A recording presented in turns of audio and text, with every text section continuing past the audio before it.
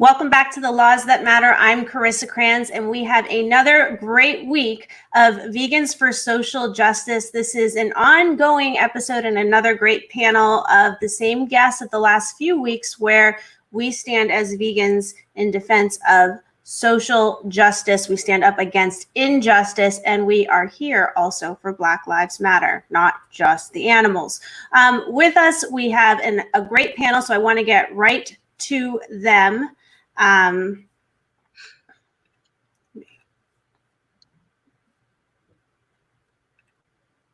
everybody. Hi. Hi. So let me remove this one thing so everyone can be seen. There we go. So we have Janelle, Genesis's mom, Marvel superhero, Gwenna Hunter, who is many things, founder of Vegans of LA and Vegans for Black Lives Matter, and works for Vegan Outreach, Jasmine Leyva from The Invisible Vegan, among other things, and Erin Benier with Seasoned Vegan, amazing restaurant in Harlem, New York, vegan. All right, Gwenna, let's get right to it. A lot's been going on in the world, and we are living in a time of crisis, of COVID crisis, of systemic racism, of political unrest, of Facebook moderating, of fights. And you're the moderator as the founder of Vegans for Black Lives Matter Facebook group. So let's just check in with you. Give us an update. What's happened in the last few weeks? What's evolved? Well, I'll tell you what hasn't evolved. I do want to start off by saying the media is not really showing the same amount of coverage that they were before regarding the Black Lives Matter marches and protests, but they're still very much happening. As far as I kind of like the description you gave, because that's really what's going on right now, moderating in fights, not just seeing them, being in them. It's interesting just watching culturally how we're evolving. I had a conversation with a friend the other day, and we compared it to the sense of when you first become vegan, and especially when you realize what's happening to the animals and you link the oppression, it's an awakening.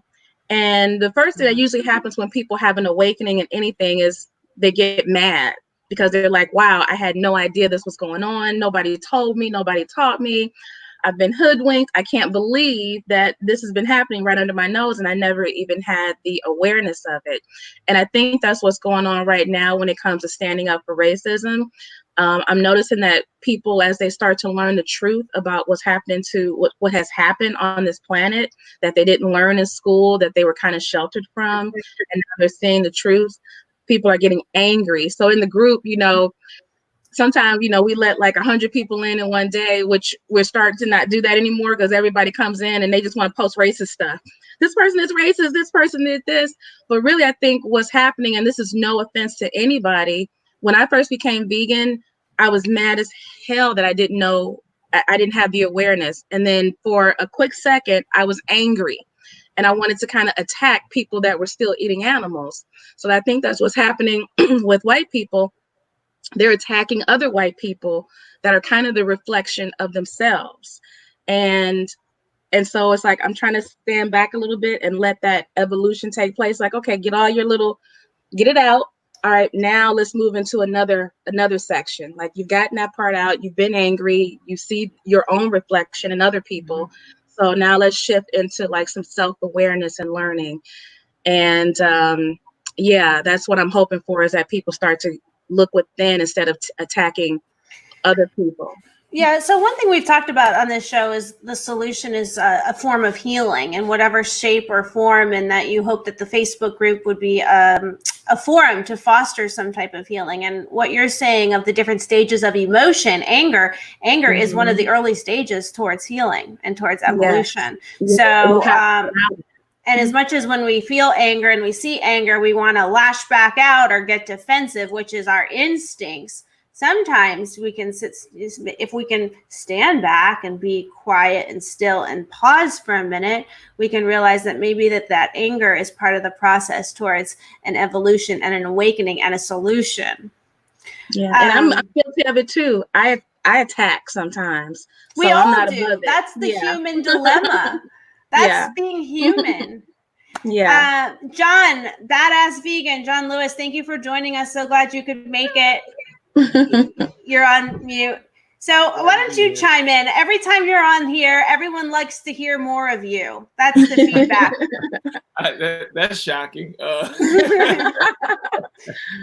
No, yeah, I'm with her on that. And what I'm seeing also is that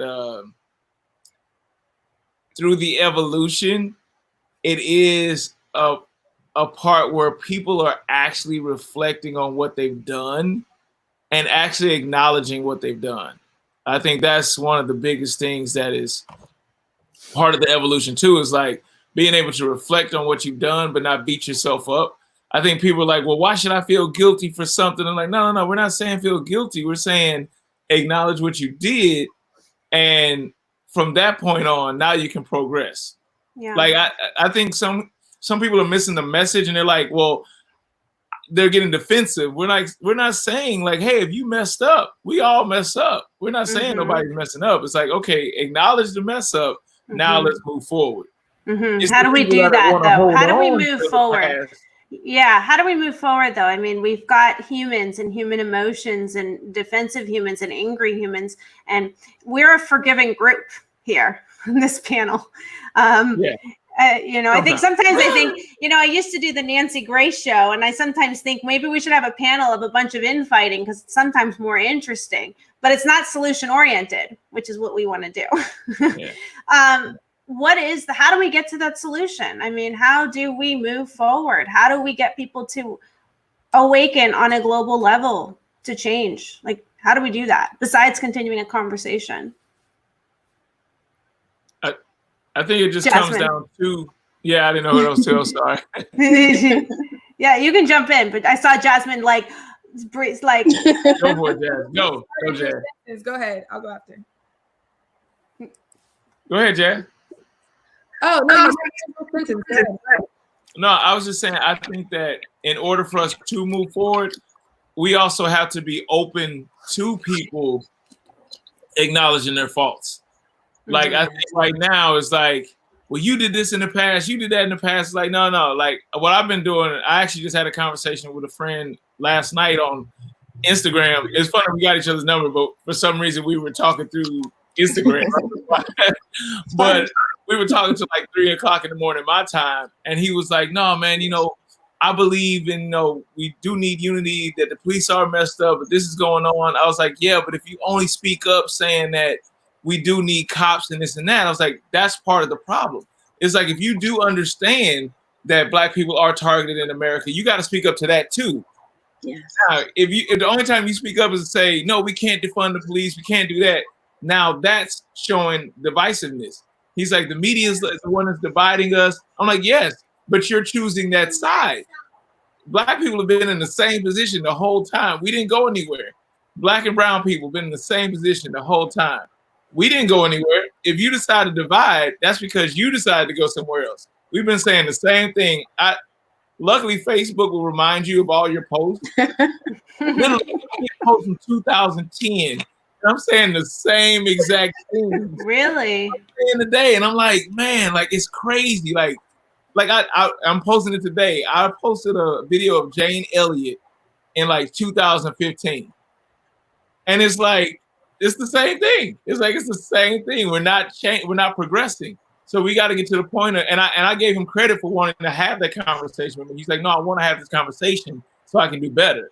And he didn't get mad. He didn't get like all pissed off because I was telling him what he was doing. And plus, also, I think as a person of color, I was coming to him as a friend too. I wasn't like, well, you're effed up, you're horrible, you're this. I'm like, no, see, you did this. And the way to get out of that is to do better and change this kind of mental. And that's what helped. Are you finding that that vegans are being supportive and more open-minded? Because you would think that someone vegan is someone that is would be, well, you don't want to say more awake, but is awake enough to notice compassion. No. So okay. So I'm not moderating a Facebook page like I'd love to hear. No, it like enlighten me. I mean, I'm so busy practicing law that I'm not like reading all these comments on Facebook. I'm curious. Tell me. Go, Jasmine. I look at vegans the same way I look at everyone else. Like, I know that there are a lot of vegans that like to give themselves kind of moral high grounds, but I look at them as almost experts. Like, you are maybe morally superior in this one area, but it doesn't always extend to other branches of humanity. So that's what I found within veganism. Well, and I think that goes both ways. Like, I was talking to Paige yesterday, Jane's, right hand here, her booker, her executive producer, and we were speaking yesterday about how there's a lot of there's a handful of things that inspire veganism, but three main things. It's the animals, it's the environment, and it's the health. But there's another component that's pretty much untapped that can inspire veganism, and that's spirituality and a spiritual awakening. And we were discussing how there are so many spiritual people in this world who are good people, who are conscious and aware, who have just not made that connection. And if they did make that connection to veganism, they may also be inspired to be vegan. And I think that what you said just now, Jasmine, is important, because it's saying, like, yes, for a vegan, you might just be enlightened in this one little area. It doesn't necessarily cross over to all other areas, which means we're just as human and just as flawed as those that are not vegan, but who either are open to become vegan or veg curious or in a receiving mode to just be tapped properly by the right person with the right approach. So and I think it will be a major turnoff as vegans if we start approaching others like we are this moral, ethically superior group of people. So yes. Janelle, I want to add too. Yeah. In the vegan movement, since I started it, there was always the saying that if everybody went vegan, all the violence would end, and like basically it would be a harmonic planet, which I never understood that. Because even in the vegan movement, you have racists, you have homophobia, you have every category of ism that you can think of still in this movement, and they eat plants. So I just wanted to put that out there so people can, this can catch on, so people can stop making the assumption that, because going vegan is a huge quantum leap in your evolution. I give you that. It is a huge leap, but it does not make you completely, fully awaken. There's still more steps. Just want to say that. Yeah. John, Aaron. No, I know I talk too much as it is, so I don't want to Go ahead, Aaron. We can't hear you, Aaron. Yeah. No audio. Your lips are moving. Can't hear you. He's not on mute though. No, Janelle, you're on mute. So if you want to jump in, come off mute.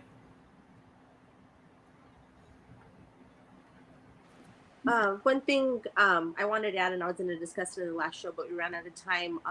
What I'm noticing, one of the positives of the Black Lives Matter movement is every movement right now is starting to realize they weren't as diverse as they thought they were. And I'm seeing that because of Genesis, she's a climate activist, so she's in the climate world. She's an environmentalist, so she's in the environmental world. And around time of Black Lives Matter, they started posting like, where's the diversity in the climate movement? Where's the diversity in the environmental movement? And so it's been difficult for Genesis to tap into the environmental world because she's a vegan animal rights activist. She's not like a plant-based health vegan. She's an ethical vegan. So for people like her, it's really difficult. It's not as safe as, oh, here's some great vegan food. And, she promotes herself like that. She's like, I don't eat animals because it's not right. And it kind of puts other people on, on the spot in the environmental world. And so they started acknowledging her during Black Lives Matter. They're, like just the vegan movement focusing on Black vegans. I know everyone on here was featured a lot on different pages and posts and stuff, just like Genesis. And so the same thing was happening in the environmental world. And what we've noticed is that they've always ignored veganism, but now, because they don't want to admit that, eating animals is part of the problem, but they can't ignore environmental racism, which is, the factory farms and all the places that people, that people of color where they live, now the environmental world is starting to realize, like, wow, like there's factory farms killing people and animals in Yeah. these communities of color and around the world. So now they're starting to really focus on it, and they're asking Genesis to speak on that, and people are really paying attention now. Yeah, and I think that that's really important. I know, Jasmine, your documentary, Invisible Vegan, really does get into nutritional racism and that whole topic. And I don't know if you guys know a whole lot about me, but I took in my ballet teacher who has Alzheimer's and Parkinson's about 8 years ago out of a nursing home and brought her into my house and been taking care of her since. She's still with us, and she is a caregiver who is Black and not vegan. And I was speaking with her the other day. I've never broached the subject. Okay. They've lived with me for 8 years, and I've never broached the subject of veganism because I grew up vegan. I've not been one to try to tell people what to do because that usually backfires.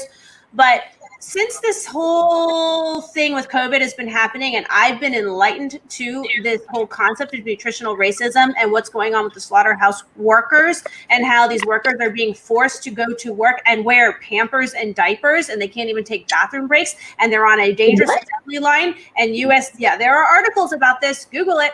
And the USDA officials, because high-speed slaughter is now in effect, are put at the end of the line where they are less in danger, and low-income immigrants, Blacks, Hispanics are forced to go to work. And not only that, now they are essential, which means, as a lawyer here, I can tell you that means they can't get unemployment if they choose not to go to work. And it means that if they get injured on the job, like they lose a limb or they lose an eyeball or anything, or die because they get sick of COVID, they have no wrongful death action and they have no injury claim. They can't, their entire case will be dismissed in court. So I explained this to the caregiver the other day while I was walking my new dog, and she was like, "Oh, we need our protein. What are we supposed to do? We need our protein." And I was like, "Well, if you're not going to do it for the animals, do it for racism in your own kind." And she had no idea about what was going on, and you could see it in her face, and like she swallowed. It was like that got to her. She then understood. You know what? You're right. In my neighborhood where I go home after the end of work as being a caregiver, I don't have, access to these foods the same way. And you know what? You're right. People who are working in slaughterhouses, they don't really want to go to work. They're forced to go to work because they have no other way to make money. So they're putting their lives at stake. They're putting their families' lives at stake because they're getting sick. And then what we learn is factory farms are not just killing animals. They don't really value life because they kill their workers too. For what? For money?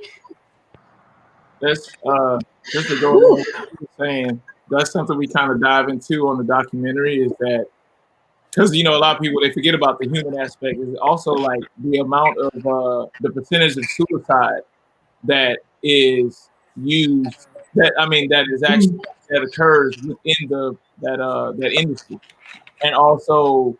Not only that, the amount of prison workers that are forced to work as slaughterhouse workers that may even go in for a malpractice, but they're doing prison time. And while they have a choice to pick what job they want, the jobs that they give as choices are nothing that don't include violence per se. So it's like, how are you reforming if you're slitting 100 throats a day? Things like that. So there's so many factors that go into it, but people don't think about that. They think veganism is all about, just protecting the animals. Yeah, Jasmine, why don't you chime in there? You produced the whole documentary on this. Everyone should see it if they haven't seen it. I think especially with people of color, like and not even just people of color, but people who are in low-income communities and have a variety of different kind of things holding them back in life. America has so much systematic oppression embedded in every aspect of life. If someone wanted to come and live an ethical life, it would probably be impossible unless you want to live Amish style. So I think what a lot of people do is they just throw their hands up and then they just go with the current. Like, well, this is what I know. This is what I've been doing. It can't be but so wrong because millions of other people are doing it. And we just have to get to the point where we say, no, it's time to stop doing what's convenient and just do what's right by any means necessary, even if that means inconveniencing oneself. Yeah. Are you guys having a hard time in these times to find optimism and coming out in a positive light? Or are you optimistic that the universe is reorganizing itself for a positive outcome? So let's hear from Aaron. Yeah, I mean, I'm kind of a silver lining kind of guy anyway. So Nice. for me, I see all over the place the beauty of the times that we're living in right now. I'm super excited and super glad to be here to watch this movie unfold because it really is like it's thrilling. You know, there's so many incredible things happening. Like in general, like to kind of circle back with the bring it into the question that you just asked. I really see veganism as kind of like a microcosm for like our society as a whole. You know, like there's so many roads to arrive at the final stage of being completely plant-based. Like you can do it for your own health, you can do it for your community's health, for the life of the animals, for the environment. But it's like everybody right now is so compartmentalized and fractioned and dealing with their own things because there's a million different things to focus on and to really fight for. But what I see happening right now is that everybody is taking their little puzzle piece and adding it to the greater puzzle, and we're starting to realize that it's not just about the smaller individual issues. Like everything is interrelated and correlated, and so as we start to learn about each one of our individual perspectives, we're starting to realize that we're all really in the same situation. And so I see it happening. People are talking about legislation, which is ultimately what we need. Like these conversations are being had so that we can all learn, because everybody has their own perspective. But everybody, once we add those perspectives together, we'll be able to see the bigger picture and what it is that we need to do as a collective. And it's happening right now. There's all types of exciting things being proposed. So many people are coming to the restaurant for the first time. And people are just excited about change, like real change. Like we were excited about change for Obama. That was the whole play. The whole play was change, but we got a lot of the same. But now, like the change is upon us, whether we like it or not. And so those of us who have been pushing for this change, it's really all about perspective. You can see things as crumbling down, or you can see an opportunity to build new. Mm-hmm. Beautiful. Mm-hmm. And how's the restaurant doing over, at Seasoned Vegan? You guys seeing crowds? The world is crazy right now, especially in New York, because like regulations change literally every day. So like we were supposed to have what they call phase 3 yesterday, where restaurants were supposed to be able to open up and have dining inside the restaurant. And so at the last minute, they pulled the plug on that. So, we actually were pretty prepared. We weren't even gearing up to do dining because it doesn't even really make sense to do it at this point. And everything is so uncertain, we might as well just stick to the model that is kind of working for us right now. But it's an everyday struggle. Luckily, we have we're positioned to be in a business where people see us as something that is essential to them, not only because it's food, but because it's like nutrition. It's nourishing. It's high vibes. That's what we're all looking for these days. It's just to be able to be in a space where we're vibing high. Once we can do that, we can totally change our current situation. Genesis wants to go back to New York just to eat at your restaurant. We were there.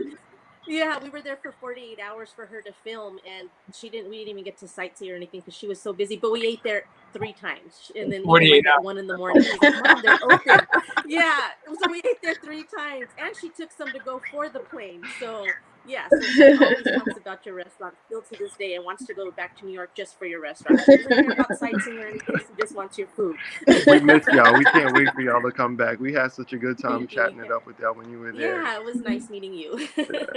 She's that person on the plane, and all of a sudden it just starts smelling good, and everybody like, yeah, yeah. she had that and the Big Screamers pizza because we went there right before too. So they said he had a po' boy and the Big Screamers pizza on the plane. Everyone was looking at us, and I'm like, oh my gosh, Genesis. And she's like, Get it all vegan. in. Yeah, she knows how to roll. Well, that's some good vegan food, though. Screamers Pizza and seasoned vegan. Can you imagine taking that through TSA, like a big old piece? Yeah, I always go through the airport with 20 pieces in my bag. They always search me. So we're all in hot spots here, I think, with COVID. Los Angeles, Florida here, New York. I know in Florida, Miami, the mayor yesterday just shut everything down all over again. No restaurants, no bars, everything's completely shut down. I'm in Palm Beach area, so there's still some dining inside 6 feet apart, only allowed 50% capacity. But I think with the cases going up here, we're headed towards probably where Miami it's like one jurisdiction follows the next. Yeah. I don't know what's going on in California. They just at one point they opened up the beaches and they shut it back down. So I think at the worst point we were getting 2,000 a day earlier, and now when they start opening things back up, we've hit like 3,000 new cases a day. So it's a crazy situation because it's July, so it's the middle of the summer. So the next season is fall flu season. I can only imagine what they're going to try to do as the year progresses. Yeah, and talk about season. This is not even season for Florida. So our numbers are going up while our population's going down because snowbirds aren't here anymore. Yeah, and I think people need to really take this seriously. Like, it's like, okay, we can go back and forth on who created it, how it got here and all that, but the fact is it's here. And my concern too that I just really started focusing on a little bit is that a lot of the, like, with the slaughterhouse workers, a lot of them, especially at, like, I can't say the name of the plant, but a lot of them at some popular poultry plants, like the inspectors were dying, the employees were dying from COVID. And so one would assume that the actual animals, the meat that they're putting out in the supermarkets are infected as well. And maybe that same meat is in these fast food places.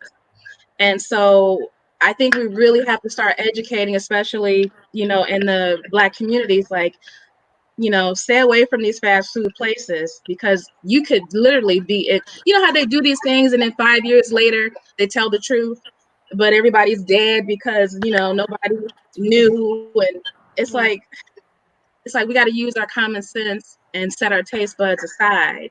Yeah. And you really don't have to set your taste buds aside, but just for conversation. Just go to seasoned vegan, then you won't exactly put your taste buds aside.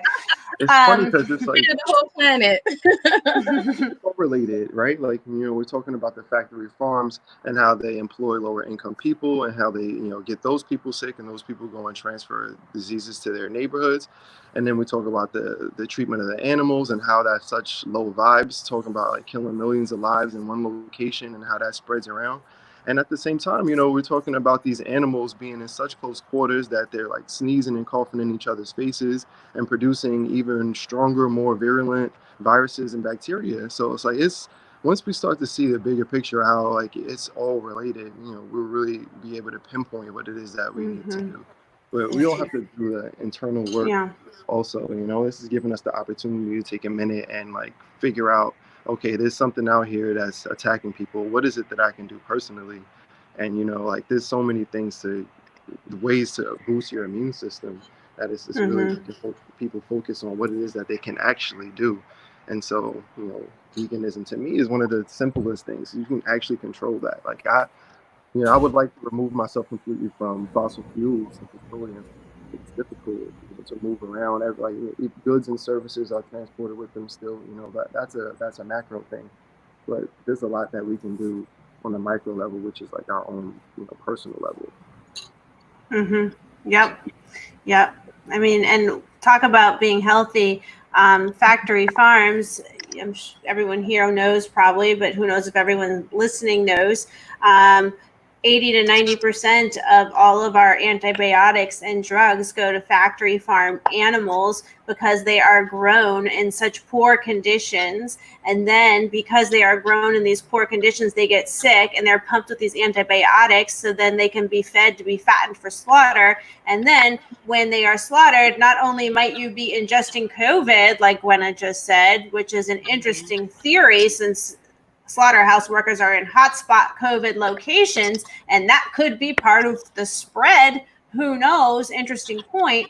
But also, you are putting into your body and ingesting these antibiotics on these excessive levels, which is then making us antibiotic resistant to these cures to diseases and viruses that we have, which now won't work. So yes, we are now facing a problem with COVID. We don't have a cure. We don't have a vaccine. But once we cure COVID, that's not the cure, because there's going to be another pandemic one day, and there's going to be another stronger strain. So the panacea for all is to get healthy, to stop ingesting these hormones and ingesting these antibiotics, which are making us antibiotic resistant, which is killing us as a human race. So who knows if COVID is spreading through me, or if we're just resistant to cures because we've ingested for so long these antibiotics in our society.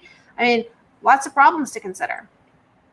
Yeah, and I wanted to jump in and chime in on factory farms and do a plug for Genesis Youth Climate Save movement that she's leading right now. They started 3 months ago. I know I mentioned it before. There's 69 chapters in 21 countries around the world.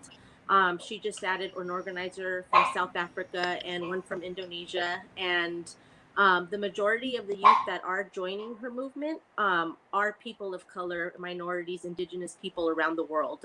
It makes up most of the youth that are part of it, which is so amazing to see, because they're, you know, concerned about factory farms and their neighborhoods being polluted. And, you know, people from Mexico are joining, Chiapas. Like, there's people that are joining that are putting their lives at danger to speak up for this issue, you know, but they're doing it because they know it's important. So the U.S. chapters are created a youth summit to ban factory farms, and that starts today. So you can go to Youth Climate Save Movement's Facebook page to get the link to join. It's a youth summit, but adults can join.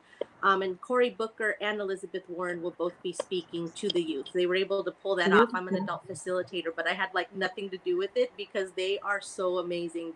Genesis and like 6 other females of color join forces together to get this going. And they're going to have a rally day in the lobbying day where they teach the youth how to lobby, and Veggie Mijas, Food Empowerment Project, just different, you know, organizations that will address issues that a lot of youth climate activists have, like, well, veganism isn't, you know, accessible. Okay, well, here's Food Empowerment Project. This is an organization. This is what they're doing. You know, they're going to have scientists. So it's an amazing thing that they're having to not only just tell people don't eat meat, but they're like, don't eat meat. This is why, and this is what we can do about it. They're not, you know, they're providing solutions, which I think is amazing. And I know you talked about how we are right now, like optimistic. And, you know, I'm like Erin, I see the silver lining, especially because I have children, you know, like Badass Vegan. I have 4 kids. So I have to stay optimistic for them. I can't get discouraged because their future's on the line. So, and just working with the youth and seeing them firsthand how involved they are really, really gives me hope, and knowing that, you know, they're working towards solutions and not just saying like, our world is screwed, like we're all gonna die, you know. So for the record, I only have 2, but it feels like 4. So yeah. One is actually in the room now, and he's just been circling me like a vulture. Mine too. Sometimes you see me kind of like looking over to the side. He's in right now, so yeah. Yeah. My mine was playing a game with police sirens. I keep getting scared. I'm like, oh, ready to, drive a little faster. You know what's funny? With that? So me and the wife were jogging yesterday, and it was crazy that it was a funny situation that turned kind of serious for like 3 seconds. We were running, and like she was ahead of me. I run with a 20-pound weight vest, so I had to keep up. And so I started to catch up, and she's like, "No, you're not gonna catch me." And so she yells out like, "Stop, no!" And like in my head, I was like, "Wait, you can't do that." Like I just, I was like, in today's age, you gotta watch it. Like my wife is lighter skinned, there's Nicaraguan, but she's lighter skinned. I'm like, far away, somebody might think I'm trying to go after the wrong person. And I was like, wow, that's just the kind of day we in. Like, even though we were thinking, you just never know what somebody might be thinking. And I was like, damn, man, like times have changed just that fast. Or actually, they always been that way. It's just more fear. Yeah.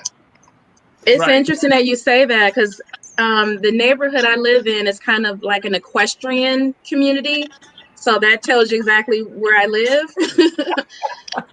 And for the longest, is Aaron, do you mind going on mute, Aaron? I think it's your thing is making me echo. All right, that's it. Thank you. You're AV specialist. And, during COVID, I started like walking. I'm like, I'm going to start walking through this neighborhood. And I'm someone, when I walk, I like to touch things. I like to touch the trees. I like to smell flowers. I like to pick up rocks. I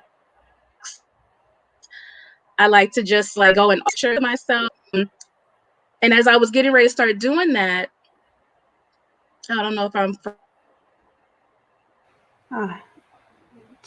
Gwenna, we're losing your sound and your internet, unfortunately. She just said, I think I might be frozen. I think she saw it too. Yeah, she froze and we lost her sound. Maybe we'll give her a second to reboot. John, why don't you let us know about your documentary? How's it going? Tell us about it. Give us an update. It's actually been kind of crazy the last 2 weeks. Again, like it's a sad bliss. Like I hate that you gotta make a documentary like this, but it needs to be done to show what's going on. But since we launched the trailer, in fact, I think it was the day I was on last time. Launched, and we launched the crowdfunding. We've had some amazing people reach out. Like I wish I could say everybody that's reached out, but we're still like under like talks right now.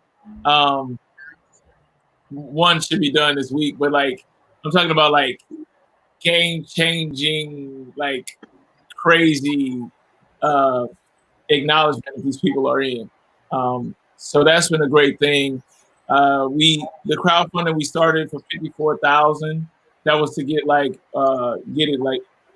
worldwide marketing, digital platform, all kinds of stuff. We raised the $54,000 in less than 4 days. So that wow. Huge everybody that not even if you just contributed, but if you just talked about the film, like thank you. So we opened it up to 108. Now we're like working to get it translated in like 20 different languages, and as well as coloring. Like I know Jasmine, she knows all this. Like this is like people think, oh, you want a documentary? All right, you can put it up tomorrow. It's like no, it's so many layers. Like we want an original score too, so we don't have to worry about somebody saying, "Oh, you play my music and your everything." Everything is our B-roll. We do our B-roll ourselves, so a lot of things are going to it. But it's been crazy. It's been amazing. I don't know. I remember last time we tried to show the trailer. I don't know if it was. And I still don't know how to do screen share. Do you know how to show it? I'm happy to show it and put it up if we can figure it out. I would love to show it. We got time this time, so I'll try to. Why don't you play with it a little bit and see if we can show it? Because I do think that would be great for people to see the trailer. Yeah, another movie that's going to make a difference. Yes. Gwenna, did you fix? Go ahead, John. No, that's what the plan is. Yeah, the plan, right. Did you fix your sound? We sort of missed your last comment about, I think we lost you where you like to touch the trees. Yeah, sometimes when I walk, because there's a lot of nature in my neighborhood and a lot of trees and flowers, and so I like to like touch trees. I even like to hug them, but I only do that when I'm at the park by myself. But I like to touch and smell flowers and pick up rocks. And as I was walking and I felt myself like tempted to like take pictures and touch, I was like, "Ooh, don't." It was strange. I had to like suppress the urge and be very careful because I'm like, I don't want anybody to think I'm casing their homes or Really? because yeah, there's an app called Next Door. And on there, communities communicate with each other about what's going on, lost animals, someone broke into my home. And I've literally seen people say, oh, I saw this such and such complexion man with a hood on walking. And I've had to get in there and say, hey, don't put that fear because somebody has a hood on. You can get somebody killed just from putting some information out like that. So just reading how people are just naturally racist without even realizing that they're racist, it just makes me careful when I'm in these communities and I want to take a flower that's, by somebody's house, or I just want to look and observe or see their little dog and walk up, and I'm like, let me just be careful because I don't have that privilege to do that. Someone may get nervous and call the police or anything. So it's crazy. These are the things that a lot of people, these are privileged things. This is considered privilege. Like, it's not about wealth and always access. It's just about being able to walk outside and stand in front of somebody's home and admire it without somebody thinking that you're suspect. Mm-hmm. So I just wanted to put that out there. Especially now that we all have to wear masks too. You're totally exactly. Right. Yeah, when I go jog, like yesterday it was raining, so I had to put on a hoodie. And I have this thing, especially since everything is going on, I'm pretty much dressed in all black all the time. This is probably the first white shirt I put on in quite some time. I just did all black. So I had a black hoodie on, and it's raining, so I already look crazy because I got a weight vest on, I got a hoodie on, and I'm like, okay, I've been walking around this neighborhood for a couple of years now, but you never know. Big black guy walking around with a hoodie on, and I'm just like, so I take the hoodie off while it's raining just because to avoid any, you know what I'm saying, and people can see my face. So yeah, it's crazy. You shouldn't have to do that. Exactly, you shouldn't have to do that. So I think I figured out how to share it, but we can wait till the end if you want to do it. You figured it out? Let's see. Let's try. Let's try. Okay. Oh, look at that. Can you see that? I'm adding it to the stream. Nice. So this is the neighborhood I grew up in, right in Ferguson. A friend of mine was actually shot in his driveway, right there.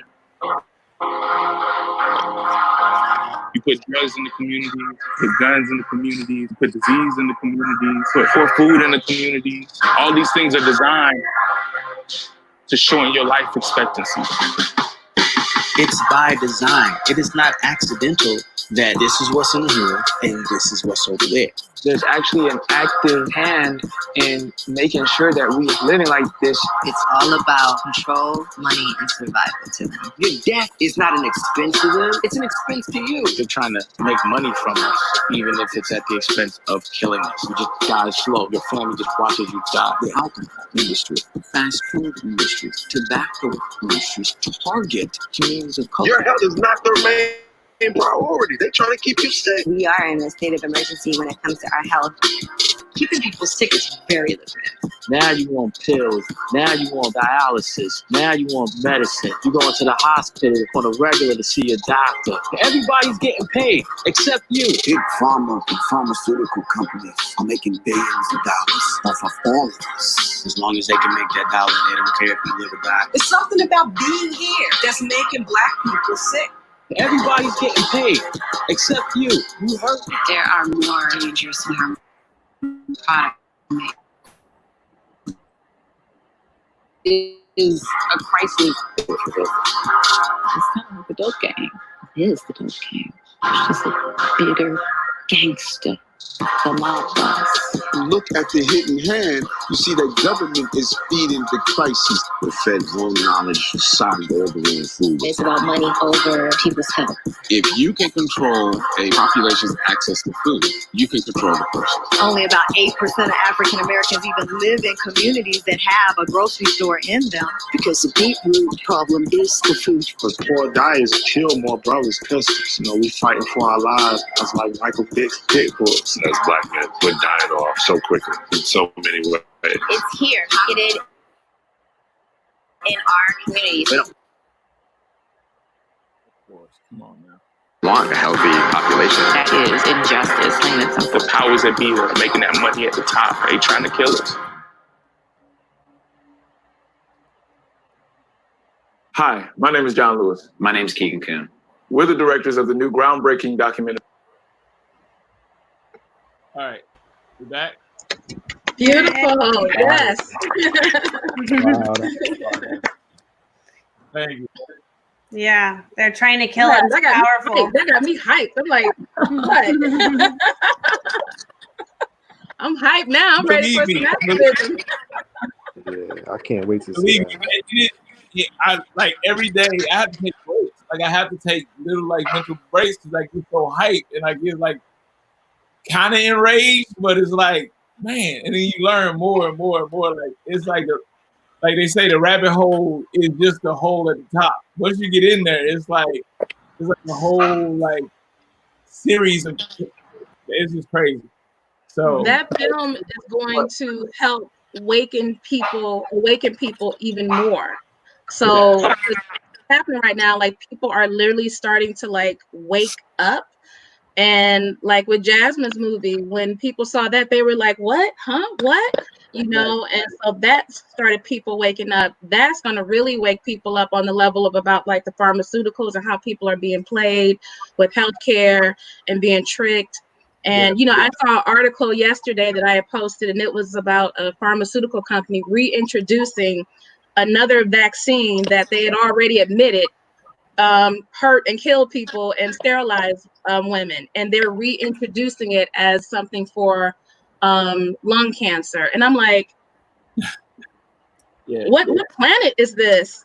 And they get to introduce it and call it. They didn't even change the name. They were that bold. They didn't even change the name. They just changed what it's going to do.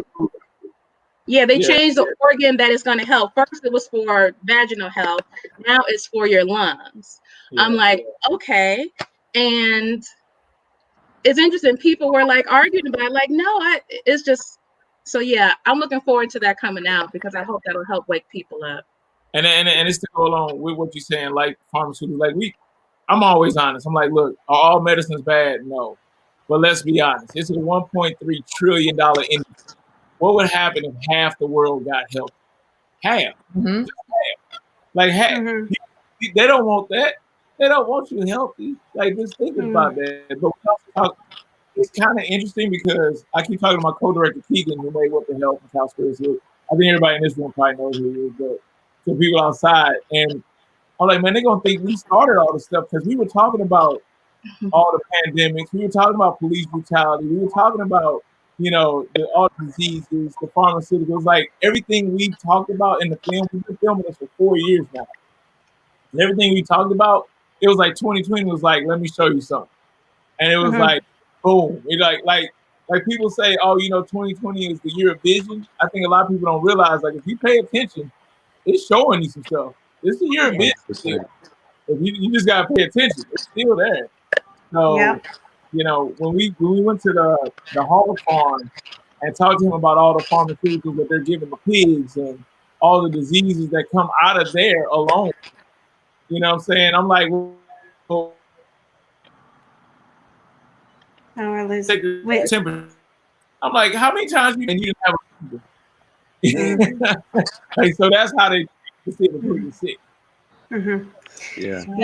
And to give credit where credit is due, like with hospitals, if it's an acute infection, you know, if I get in a car accident, the hospital is the best place for me to be. But as far as, you know, heart disease, diabetes, people that haven't been trained in nutrition that work in hospitals, to me, it's like that's a liability. That's something that they need to work on. Mhm.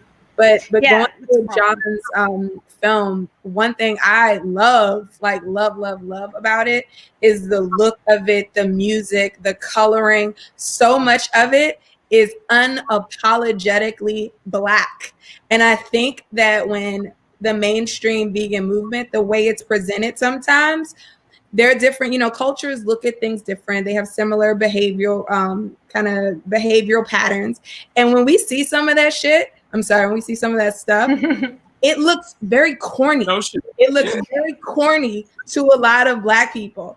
John's documentary looks cool, and it will resonate with a lot of Black people just because he presented it a certain way. So I hope people pay attention to, you know, let's present this in ways that are palatable to different communities instead of just one. Well, but I think that's what all three of you do on the bottom of the screen. Okay. And Jasmine, I don't know. John, can you pull up Jasmine's trailer? Because we have to go, but I'd love to. I know we have like a minute. We can play it if you can do that. Because we have three people on the bottom who have made documentaries and businesses that are unapologetically Black, but are making a difference in the world for the vegan movement as well. I can't wait to go back to seasoned vegan, Erin. I don't know when I'm going to be back in New York with this COVID crisis, but I do have an apartment in Midtown. And I would love to show Jasmine's thing before I have to move on to the next part of the segment. Are we able to pull it up? Oh, is that what we're doing it? What? You doing it? If you weren't ready, you better get ready. All right. You ready? I'm ready to put it up. Is John doing it? Yeah. I was on the back end doing it while y'all were talking. Yeah, it's worth it. I mean, it's really both of these. I haven't seen John your whole documentary. I like the trailer, but I've seen Jasmine's, and everyone needs to see these. We're still filming. Everybody go on mute. All right. All right, we're all going on mute. Let's put it up. Hold Got on. it up? Share screen again. There we go. Share screen and home tab. Boom. Here we go. The modern day slave doesn't know that it's a slave. The food be thy medicine, medicine be thy food. The government encouraging people to eat foods that it knew would make them sick because of the lobbying efforts of the industry. And that's really reprehensible. I grew up in DC eating the standard American diet. I initially identified veganism as a white thing. It was because I didn't know my history. All I knew was we turned scraps into soul food, and I thought that was our only culinary legacy. Fried fish, fried pork chops, fried chicken. It becomes soul specifically assigned to Black people because in the 60s, Black nationalists wanted to make the argument that Black people had culture. We have culture in our language, we have culture in our clothing, we have culture in our food. Chitlins and chicken wings and oxtail and ox tongue and pig feet. Those were the things that were thrown away that Master didn't eat. Those were the scraps that were scavenged up by certain slaves. They made do with what they had, but the fact is that we are no longer on the plantation.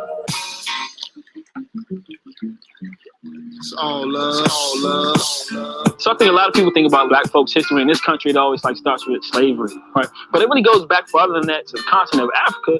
People were growing food, cultivating the land. They had crops, they had dirt, and they had seeds. So I can only imagine that most of our diet was always plant-based. When you look at traditional West African diets, they are diets that are low in fat. The World Health Organization finally admitted that meat was the leading cause of cancer. Kaiser Permanente is finally endorsing a plant-based diet for optimum health. So eating fresh, healthy crops is a part of our legacy, and it's a part that we should start embracing. I don't eat no meat, no dairy, no sweets, only ripe vegetables, fresh fruit and whole wheat. I'm from the old school, my household smell like soul food, bruh. Curry falafel, barbecue tofu, no fish. You have systemic inequality, people who are being beaten down by the detritus of life. That's the healthy foods in this country has become a privilege instead of a right, which it should be. Cost is a big barrier for probably a lot of people. And the federal government gives subsidies for big food to produce cheap food. So that means that it's going to be cheaper for us to get boxed macaroni and cheese or white bread. No human is really adapted to eat this way. This diet will cause increased rates of disease and death in us because we are less genetically adapted to eat these foods. A lot of people will find like the foods that they eat really disturb their rest. These are things that can give you mucus at night. When I go to sleep, I always wake up. Well, you take some of that dairy out of your diet, you won't do that. By not drinking that milk, by not eating any animal products, you are not participating in a system that causes harm.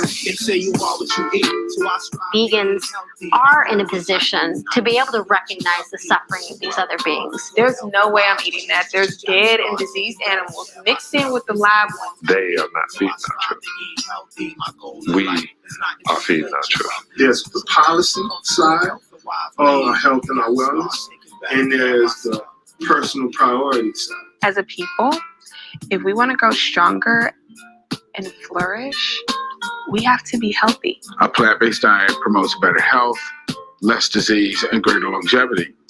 You need a clearer mind. And to have that, you need a better diet. Just try to have a little bit more strategy about what it is you eat. And if you can do that, then you can find that you can stay steady about a number of things as far as discipline goes. Power of psychology. If you change your perception, if you change your perspective, then you see new opportunities. Long as diseases are rampant and millions of people cannot expect to live more than 28 or 30 years, no one can be totally healthy even if he just got a checkup in the finest clinic of the nation. Strangely enough, I can never be what I ought to be until you are what you ought to be. The moral of the story to hold on to is our genius and our innovativeness.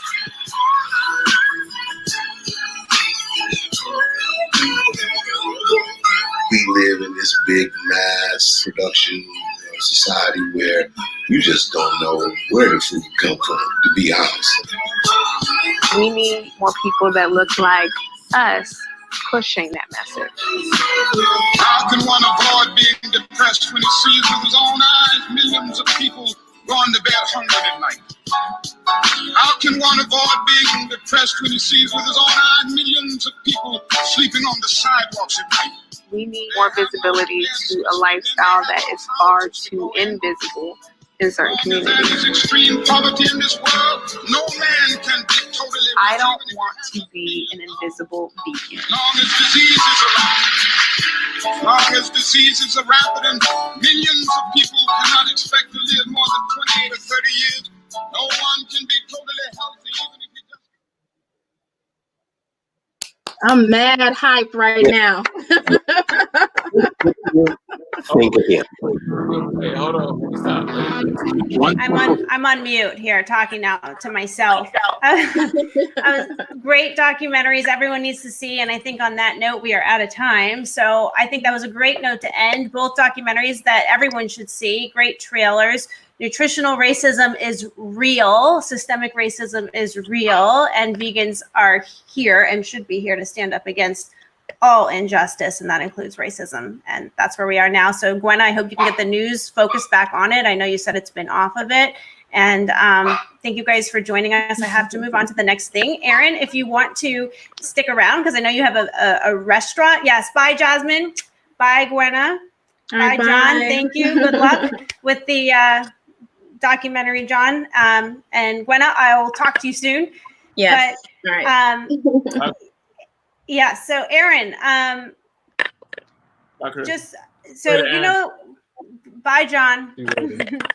Aaron, you know, I'm the founder and CEO of BeVeg, the vegan certification firm, which is the first and only law firm scheme drafted vegan standard in the world. And we're actually about to gain global accreditation possibly this week. We signed the contract. So we'll be the first and only accredited vegan standard in the world. Yes, very exciting news under ISO standards.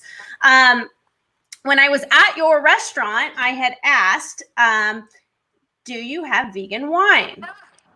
And I spoke to someone and they said, yes, I think so. You know, you seem to vet with your producers. You're aware of what makes wine not vegan, but I didn't see, maybe you have now, I have to see, I didn't see any BeVeg certified vegan wines.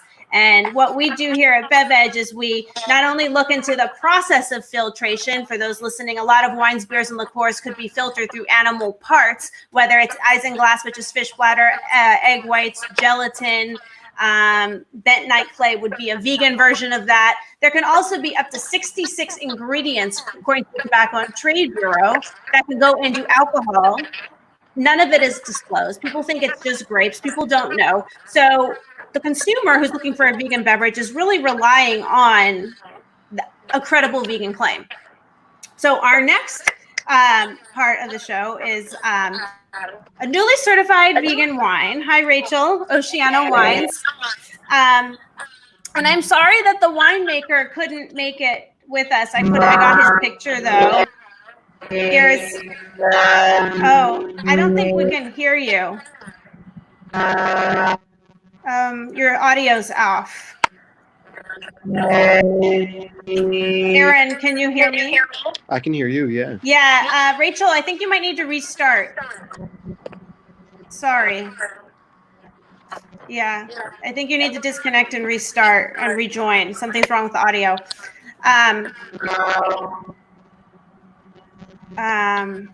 Yeah, so hopefully she can come back. So anyway, so this is their winemaker. I was sorry he couldn't join us. He just had a baby. But he's in the business of making a vegan certified wine, and they're in California. Let's see. Rachel? Let's see if I can hear you now. Can you speak? Speaking. Yeah, it's better. I do hear some feedback though, but do you guys hear the echo? No. No. Okay. All right. So let's just try. That was not so smooth, but I'm sure your wine is smooth. Yeah, right. Well, we have two wines, Chardonnay. It's hard for me to find my Chardonnay. And this is the Pinot Noir. There you go. And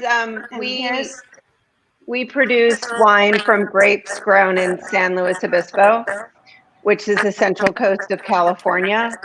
And all of our wines have been vegan, but we just got our certification because we think that it's really important for consumers to know whether animals are used to make the wines that they're drinking. And it's not only in the process of winemaking, but also in the process of grape growing. You know, we're not using any animals to do the viticulture, and our compost is green compost. Oh, look at that sexy picture. So our wines are certified by BeVeg as vegan, but all the vintages that you can see on our website are all vegan. We just didn't have the foresight to have them certified in the past. Well, things are changing. I think that people are starting to wake up. You know, we spent a whole show about an awakening and waking up on many issues. And I think veganism, and especially veganism in terms of alcohol, is something that is an education process for a lot of people. Not everyone knows that. I was born and raised vegan. I was not aware of the alcohol or my glass of wine not being vegan until maybe 5 years ago. Right. See, I've been producing wine for about 20 years. Before Oceano, I ran my family's vineyard and winery. And so I knew about the different processes of winemaking that would make a wine not vegan by having fish bladders or egg whites or what have you. And it's just not a necessary addition to wine production. And yeah, so let me ask you about that. What about flavor? Does that help flavor or hurt flavor? I'm not a winemaker. It would be great to have the winemaker here, but not a winemaker. But I spoke to a winemaker recently, and they said actually that vegan wine is a higher quality wine because high quality wine is based on the quality of the grape. So the less that compromises the integrity of the grape, the better the wine. Did you say that's true? I can't claim that. No, I can't claim that that's true. I've had wines. I'm looking at my glass of wine over here. I've had wines that were non-vegan and vegan, and I don't think it's a matter of flavor personally. I think it's a matter of ethics and what systems that you want to support. And so I just don't think that animals have a place in our food system, but definitely not in our drinking system as well. And something that really can be hidden from the consumer. And so I think it's really important for our wines to bear a symbol of certification, and that's why we did it. Yeah, and I'm excited to meet you, Erin, because restaurants are a big thing for our company. 80% of our sales are to restaurants, and most of them are in New York City. I'm living in New York City, so I'm just you down are? the flat. Yeah, I didn't know you were in New York. I thought you were in California for some reason as well. It's okay. My husband is in theater and musical theater in the music industry, and I so saw that. yeah, we live there. He is, Kurt, and so we live in New York City. And before the pandemic, I would go back and forth during the process of grape growing, and Marbu would meet me at the vineyard, and we'd go through, whatever changes we want to make, or where the development of the grapevines, and then I go for harvest and winemaking. But now it's a little bit of a different playing field, and I'm feeling a little bit stuck and static, as I'm sure a lot of other people are, because what we like to do is join each other at the table and eat and drink together. And that's really one of the joys that we can experience as people. Mm-hmm. Have you been to Seasoned Vegan? I haven't. And I'm looking forward to it. My dear friend is also vegan, and so I don't think he's been there. He lives in Chelsea. But we're definitely going to come up. He's a wine wholesale salesperson, and for our wholesale partner, which is Frederick Wildman and Sons in New York. And Erin, I don't know if you currently purchase from them, but they have some super nice wines. That sounds exciting. We love to make new connections and also meet new people, so we can't wait to meet you guys. Thank you. 100%. Yeah. And Erin, I don't know what wines you have there, but I do encourage you to talk to your distributor. It is great that they are actually asking about vegan wines and trying to ensure and do their best effort. But the reality is you don't know anything unless it's certified. Not only are we doing the ingredient and supplier check, but with the accreditation, we're also doing lab tests. So we have a kit to test the honesty of the claims, and it will test for animal protein. Oh, wow. And so if you really want to know if it's a vegan wine, you should get it BeVeg vegan certified.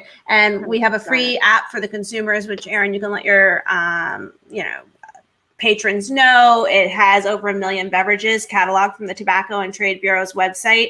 Plus, we've also gathered info from the internet and from Barnivore and updated based on our own certifications.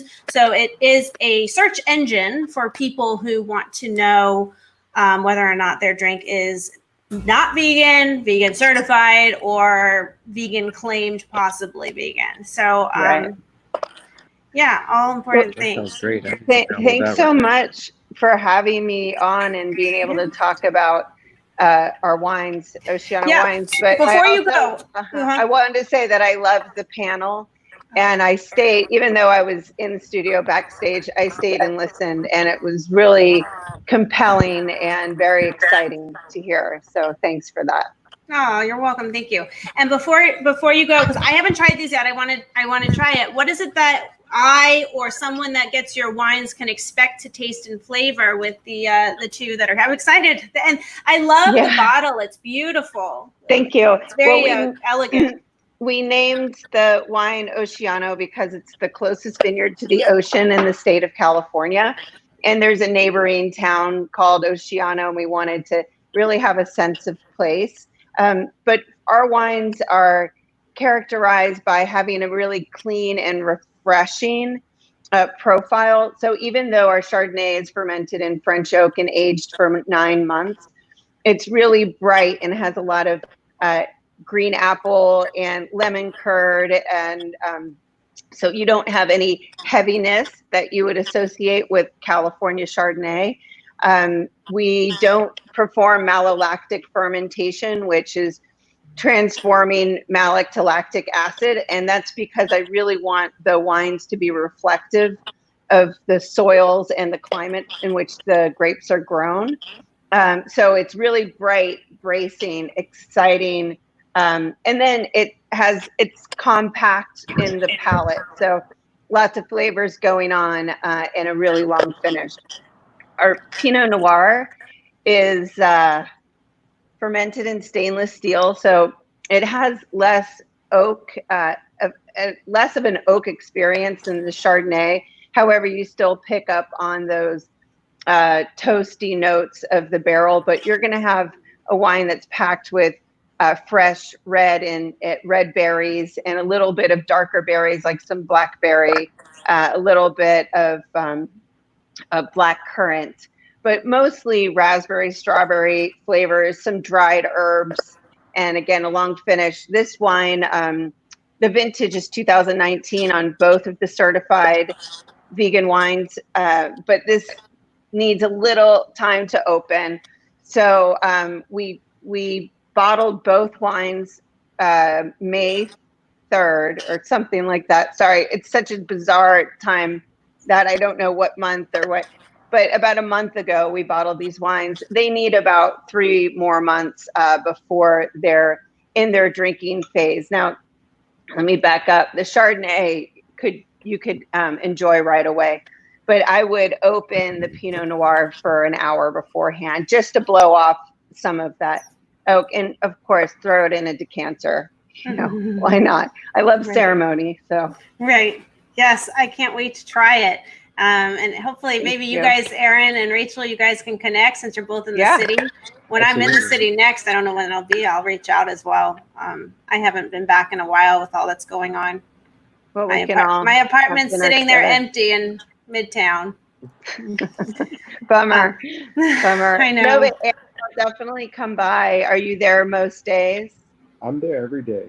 Every day. Okay. You really should go. And I wish if we had more time, Erin, I don't know if you know how to screen share, but I've seen I should have played your trailer basically to Seasoned Vegan. That's what drew me in there years ago. My mom sent it to me, and the food looked so good. Do you know what I'm talking about? Do you know the video I'm talking about that I saw? I'm trying to remember. I can't remember which one it is right now. It was like a commercial. It was about you guys. Yeah. It's a vegan restaurant in Harlem, and the chef and the delicious what is it, crab? We call it the crawfish. Crawfish. Yes, the crawfish. Really good. The product root crawfish. Yeah, I don't know what video that is. Okay. So we can't pull it up fast enough. Yeah. Yeah, well, definitely go in there and try the food. It is so good. Yep. And maybe you guys can have fun doing some pairing dishes.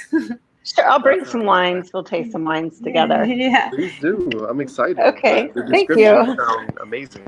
Yeah. Yeah. All right. Small production too. There are like 700 cases of the Chardonnay and 365 of the Pinot Noir. So these are, very small crafted wines. They're not mass produced in any way whatsoever. How many cases a year do you make?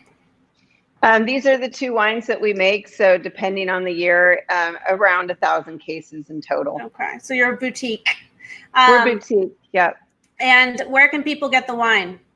Oceanawines.com, WINES.com.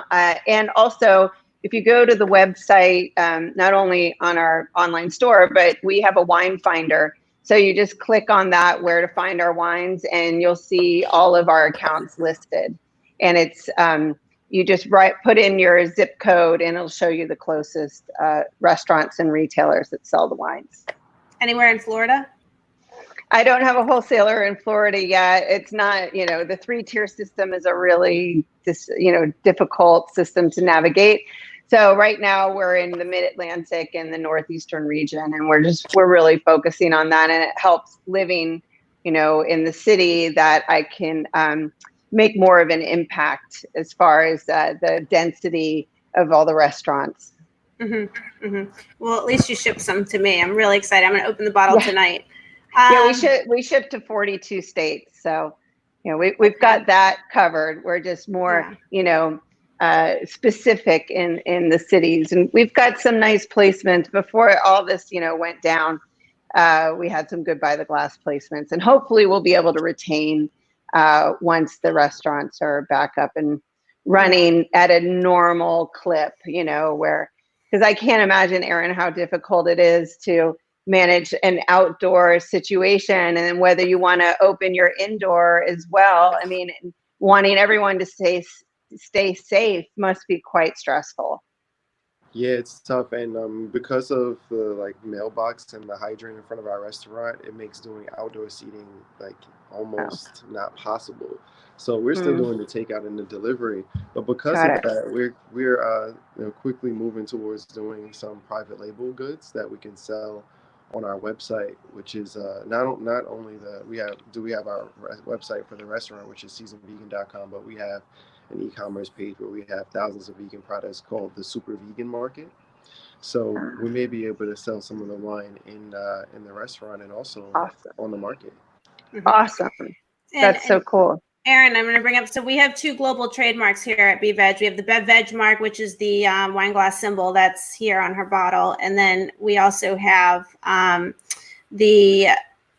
see the gold circle V at the bottom of the screen. This is also on the Jane Unchained website. So if you go to janeunchained.com and click in the top corner here, 100% of the certification fee will go to Jane Velez Mitchell and the nonprofit, so we can continue reporting on the laws that matter and the animals, and to make a difference. But same thing is going for the global accreditation. It's for both labels, both global trademarks.